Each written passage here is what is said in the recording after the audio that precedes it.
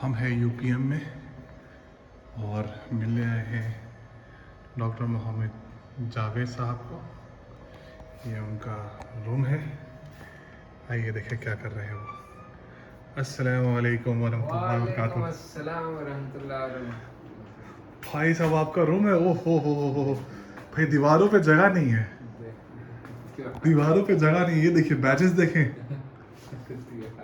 Books वगैरह तो खैर सबके यहाँ पे होती है, यहाँ और भी बैचेस। अल्लाह अकबर, अल्लाह अकबर, अल्लाह अकबर।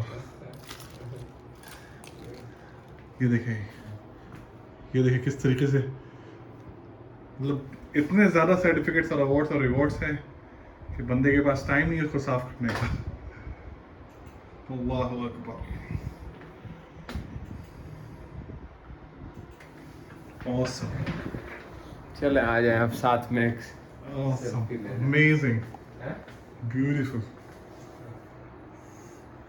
क्या बात है जावेद भाई, भाई भरा पड़ा आपका रूम। आपके रूम में तो जगह ही नहीं है कहीं पे कुछ। सर्टिफिकेट्स, अवार्ड और उसके अलावा अल्हम्दुलिल्लाह। अल्हम्दुलिल्लाह।